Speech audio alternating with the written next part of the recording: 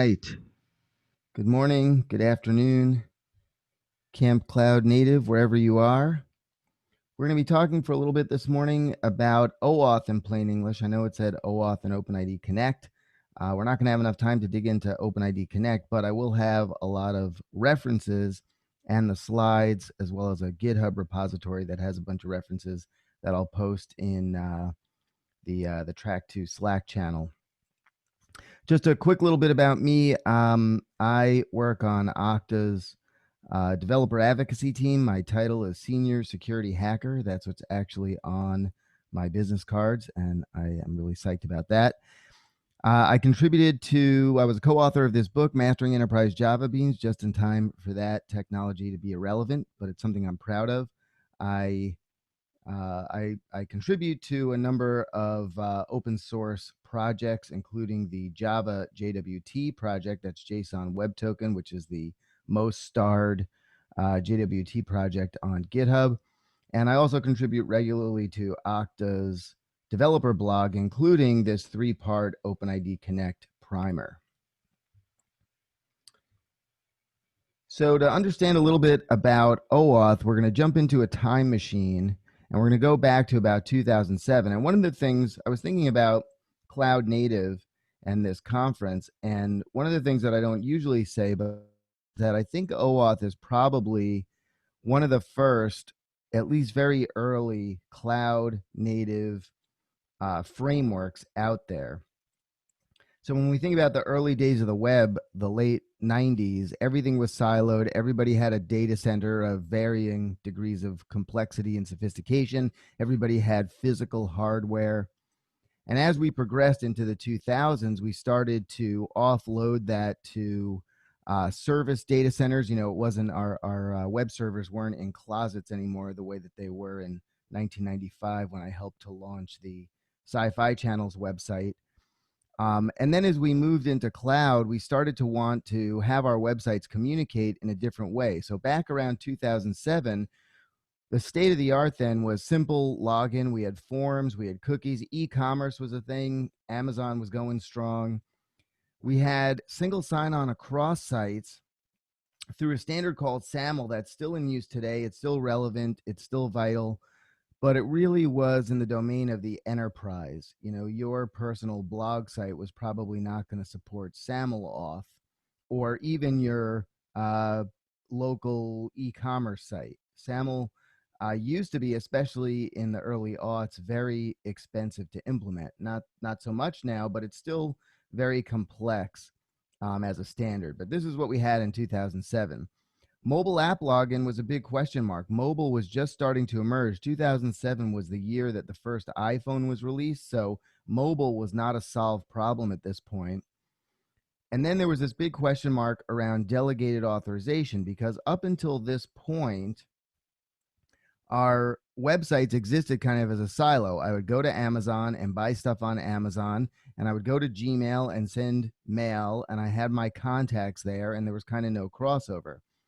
But around this time, we started getting forms like this. This is Yelp's form from back in the day. And the idea was Yelp is this hot new restaurant rating service, and I want to connect with my friends on Yelp. So Yelp gives me this handy form. I put in my email address and my password. I click the check contacts button. Yelp goes and authenticates to Gmail as me, and goes and pulls in all of my contacts and shows me which of my friends are already on Yelp, and gives me an opportunity to connect with or invite other friends to Yelp that aren't. Same thing with Facebook. Facebook was using this form up until about 2010. You put in your email and password, you go and find your friend. Facebook promises that they're not going to store your password.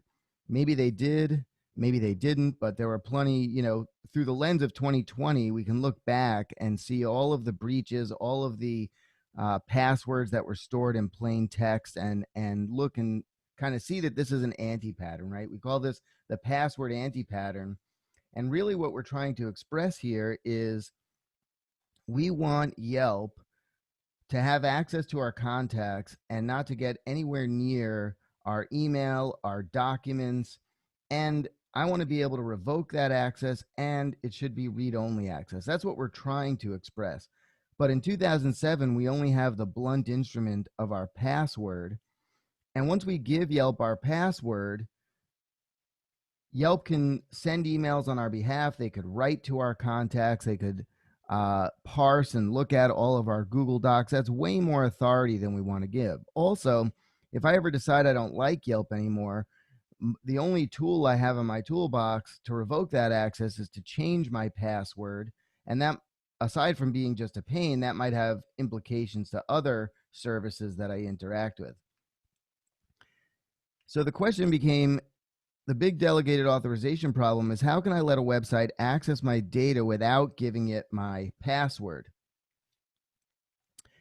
Because I would like to give Yelp limited, maybe temporary access to my contacts, but I never want to give Yelp my password again, or anybody else. And what emerged out of this question was OAuth. Spoiler alert. Now, there's a lot of confusion around OAuth. There's a lot of terminology and jargon. There is still incorrect advice. It's hard to find a lifelike example.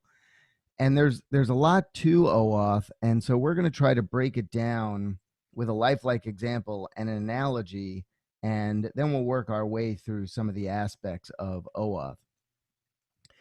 So as human beings, we like analogies, and it turns out that the way that we interact with hotels maps on to OAuth in a number of specific ways. And, you know, I get a little, I don't know about you all, I get a little pang when I talk about hotels because I used to travel quite a lot. You know, that's been interrupted for very good reason, but hopefully we all remember what it was like in the days of hotels. So when we're talking about OAuth, or we're talking about hotels in this analogy, we have these actors. So there's a guest, there's the hotel itself, there's a receptionist, there's the hotel room. These are all the players in a hotel interaction. Now, as the guest, I go and book a room with the hotel, and then I obtain a hotel key by interacting with the receptionist, and then I use that key to go and access a specific room within the hotel. In the world of OAuth, this is what we would call a flow. We have these steps 1, 2, and 3. In OAuth, the goal is also to get a key, kind of like we do with a hotel. But in the world of OAuth, we call that an access token. Now, the way that this maps onto OAuth is 3 specific ways that we want to talk about. The first is scope. Now, we don't use that. That's a term of, that's a word that's used in the OAuth specification. We don't usually think about it in terms of hotels, but scope plays a role in how we interact with hotels. That is, when I get this hotel key, I can't just go up and down the hall opening any door. I can only open the door that's been assigned to me. So that key has built into it limited scope. We're going to see in just a bit that OAuth access tokens also have this concept of scope, and we can limit things like have an access token that has read-only scope, so it's only allowed to read my contacts and not write to them. The second way that hotels map onto OAuth is expiration. So if I check out of that hotel room and then I come back the next day and I go to that same room that was assigned to me and I kept my key, I can't open that door anymore because the key is now expired. And that's built into the key, and it's built into OAuth's access tokens as well. The final thing drives home the point that is sometimes a little challenging to make with OAuth, and that is OAuth is a framework for authorization. OAuth doesn't care who you are. Now, it can be confusing because OAuth has been misused in the past, looking at you, Facebook, for authentication, but that's not really its purpose. And to drive that point home, with a hotel, the door doesn't care who you are. That is, if my arms are full, if I'm dragging a bunch of luggage and I hand the key off to my wife or my daughter, they can open the hotel room just as easily as I can, because all the hotel door lock is checking is the key valid? Is it meant for this lock? And is it not expired? That's all it's checking. It's not checking for who I am. And that's the way OAuth works with access tokens. We call these kinds of keys bearer tokens, kind of like bearer bonds, which means who's ever in, or whatever entity is in possession of that key, can use it. and it's the interface or the API's job to validate the key but not validate the user. Now, if we take this same diagram and we take a look in the context of an application, we have a similar layout, but slightly different actors. We have an end user. In our example, we have Yelp as an application. We have Google as the entity responsible for authorizing Yelp on my behalf. And then we have the contacts API. So in this scenario, me sitting in front of my browser, I'm going to delegate access to Yelp. Yelp is going to go and obtain an access token from Google, which is like that hotel key. And then Yelp is going to use that access token to interact with the contacts API. And it's up to the contacts API to validate that the token is not expired, that the scope is correct. And so if Yelp now attempts to write to my contacts, it's going to fail because of the scope that's baked into that access token. If Yelp tries to do anything with my email, that's going to fail because the email API will see the scope of that token and realize that it's not meant for it. Now, with all that under our belt, we can get into some of the formal terms here for OAuth. The third column are the terms that you would find in the specification. So the end user, that's me sitting in front of my browser, I'm referred to as the resource owner. The resource in our example would be my contacts. So the resource owner wants a client application to do something on their behalf. The client application in our app example is Yelp, needs authorization to interact with an API on behalf of a user. The authorization server is the entity responsible for issuing access tokens. In our example, that would be Google. And finally, the resource server has an API that an app can use if presented with a valid token that's not expired that has the right scope. So that's like the Google Contacts API. And just to be clear, Google owns both the authorization server and the resource server in our example. That's not uncommon, but they're completely separate entities, and Google has architected their infrastructure that way so that they can have a central authorization server. And so the contacts team or the Google Docs team at Google, they don't have to focus on auth. They leave that to the authorization server, but they can process incoming access tokens and act accordingly. So now what we're expressing here is I trust Gmail. I kind of trust Yelp. I want Yelp to have access to my contacts only. And so now instead of this form where I put in my username and password, I now have this friendly connect with Google button. We've probably seen flavors of this all over the internet for a long time now. Connect with Google, connect with Twitter, connect with Facebook. And when I click that button, it kicks off a flow, an interaction that involves all of the actors that we talked about. It involves the resource owner, the client app, the authorization server, and the resource server. Now, the first flow that we're going to look at is called the implicit flow. And I'll give you a little spoiler alert. This flow has been deprecated for security reasons, for very good reasons. But it's a very useful flow to look at because it's really the first entry that we have where it's a pretty simple flow, but I don't have to give my password to Yelp anymore.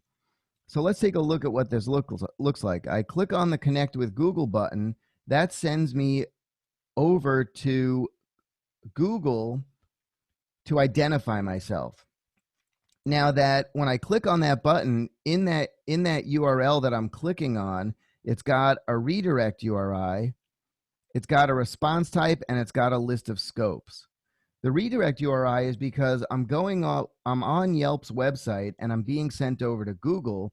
Google needs to know where to go back to once I've identified myself and given permission for Yelp to have access to my contacts. Now, the very first thing I see here is a login form, and I just stated that OAuth is all about authorization. So that is understandably something that can be confusing.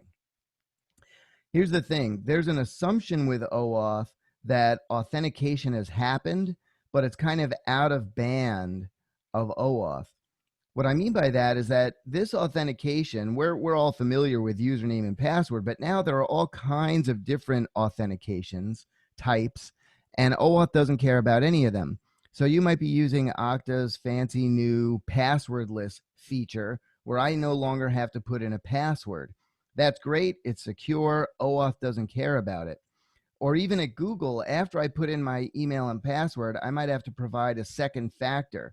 Maybe I have to acknowledge a push notification on my phone or put in a 6-digit code from Google Authenticator. All of that is part of the process of identifying myself to the authorization server. And that's why I choose my words carefully. Rather than saying authentication, I say at this point, I'm identifying myself to the authorization server because that can take a bunch of different forms and OAuth doesn't care about it. The next thing that OAuth cares about is what, after we identify ourselves, we're presented with this consent form. And we've probably all seen this, and maybe you know or you don't know, but what is shown on the consent form is a direct reflection of the scopes that the application requested. Now, this also can be a little confusing with OAuth, so let's break it down a little. The application, in our example, Yelp, it can request any scopes that it wants. It could request writing my contacts, sending email on my behalf, reading my Google Docs, changing my Google Docs. It could request all those scopes. It's allowed to do that. The consent form shows me everything that Yelp has requested and gives me the opportunity to say yes or no. So in this case, it says allow Yelp to access your public profile and contacts. Now that's an English version of these two scopes, profile and contacts. If you're like my mom, you're going to click on yes, no matter what it says there. Hopefully, we'll be a little more discerning and actually look at what the application is requesting of our data, of the resources that we own. Now, assuming I click yes, what happens at this point is Google uses this redirect value that was sent to it, and it sends an access token back to the app. We're imagining like an Angular app here. Now, the Yelp app has its hot little hands on an access token, and it can use that access token to interact with the contacts API and read my contacts and then do its thing. Now, this flow is very simple and hopefully understandable, but it's also problematic, and we're going to talk about some of those problems in just a moment. Just keeping an eye on time here. All right, couple more bits of OAuth terminology. We have a back channel and a front channel. The back channel is highly secure. The front channel is less secure, and it's actually why the implicit flow is problematic.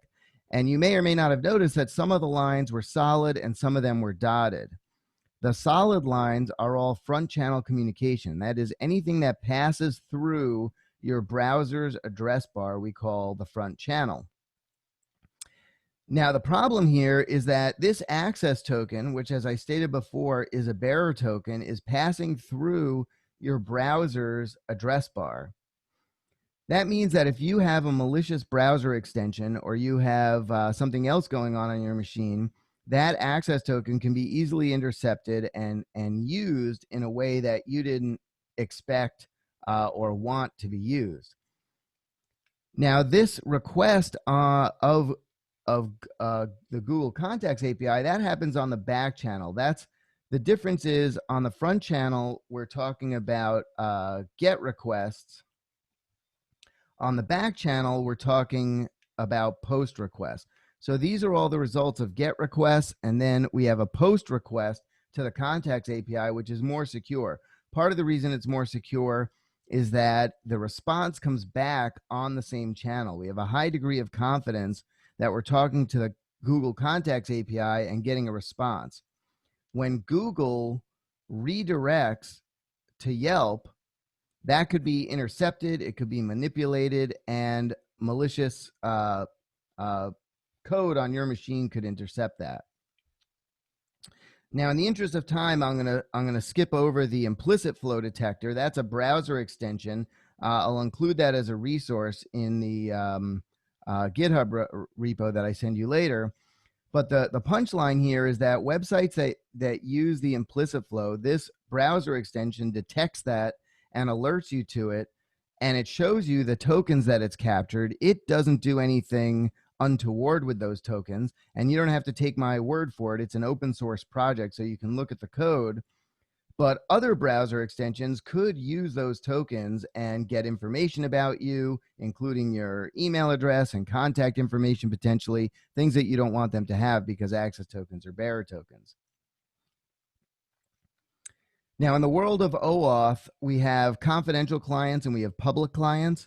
So an application running on a server that you're in complete control of, we call a confidential client. That is, it's running in your server, in your data center, whether it's physical or virtualized, doesn't matter. It's behind a firewall. You can update the operating system. You can install patches. It's completely under your control. Public clients are everything else, native, mobile, spa apps. Those are all public clients, and we can't trust them to keep things secret because we can view source, we can decompile and extract strings. So it's not safe to store fixed secrets. On a confidential client, we can have fixed secrets in the form of environment variables or maybe something in a database because we have complete control over that server, and those values would never be exposed to the browser or some other unsafe place. Now, there are a number of flows in OAuth. We've looked at the deprecated implicit flow just to get a taste. The most secure and the most complex flow is called the authorization code flow, and that's appropriate for confidential clients, so your .NET, your Spring Boot apps, and you have a fixed client secret that's used in the exchange of a temporary code for a token, and that defeats things like malicious browser extensions. But there's an extension to the authorization code flow called authorization code plus PXE, and that's suitable both for confidential clients and public clients, and it uses a dynamic secret so that we can use the authorization code flow in these less secure environments. So what we're going to look at here is an old school sequence diagram. And let me just move this out of the way a little bit. I'm going to put me over here. So across the top, we have our actors, resource owner, client app, authorization server. And on a sequence diagram, we're going to look at how they interact with each other from left to right and top to bottom. So this is the authorization code flow plus PXE. And I do have a little demo of this. We may have time for that. We'll see. But kicking it off from the top, the resource owner accesses the client app. Let's imagine that this is our spa app. We're gonna revisit that. Now, right away, let's say the Yelp Angular app, it creates a random value we'll call V, and it takes a hash of that value. We'll call that $sign for the sake of demonstration here. And that's going to be used later on as our dynamic secret. Now, we always want to assume that there's something malicious going on our computer, let's say a malicious browser extension. Well, that malicious browser extension can never get a hold of this random value V because it was the Angular app itself that generated that. So keep that in mind. Let's see what happens next. Next, our Angular app redirects over to the authorization server with this $sign value. Now, that's a hashed value. So even though that passes through our browser's address bar, even though that's the front channel, if it's intercepted, just because of the way hashing works, with today's computing power, there's no practical way to reverse that $sign value to get the value V. So we never want things to be intercepted, but even if it is intercepted, we're safe at this point. Now, the authorization server is going to store that hashed value for later. The next thing it does is returns the login form, and now we submit our credentials and we give our consent, very similar to what we saw with the implicit flow. After we do all that, the authorization server, after identifying the user, authenticating the user, the authorization server redirects with a temporary code. Now, this is the point at which in the past with the implicit flow, we returned the token directly. And with a redirect that passes through the browser's address bar, So anything that passes through the browser's address bar can be intercepted. Now we're going to assume that there's a malicious browser extension that intercepts this temporary code we'll call alpha. And we're going to see how it gets defeated in just a moment. Now, about that temporary code, it's one-time use. It has a very short time to live. With Okta, you have 30 seconds to use it before you have to start the flow all over. Now, here's what makes everything work here, and that is the client, that is our Yelp Angular app, is now going to exchange that code for a token. The way that it does that is it includes this original value V and that temporary code. That original value V is our dynamic password. And if you notice, this is now a back channel request. So the Yelp Angular app is now posting to the authorization server like Google, and it's including, among other things, the temporary code and the original random value V. Now it's up to Google to validate the information that's been passed along, to check the client ID, that is the right application, to check the temporary code. But the most important bit here is that it's going to hash that value V using the same algorithm and compare it to the $, the hashed value that it stored earlier up here. This is very similar to the way that modern identity services validate your password. We never store plain text passwords. We store a hash. When you authenticate, we compare that. We take your plain text password that you gave us, hash it, and compare it to the hash in our database. We're doing something very similar here. So the malicious app that's running in your browser, the malicious browser extension, doesn't have access to V, so there's no way for it to exchange the code for a token. This is a back channel communication. Assuming everything checks out, we now have an access token. All right, now I do have a little demo, but I'm at the end of time. I'd be happy to reference a video of this demo elsewhere, and I'll take a look to see if there are anything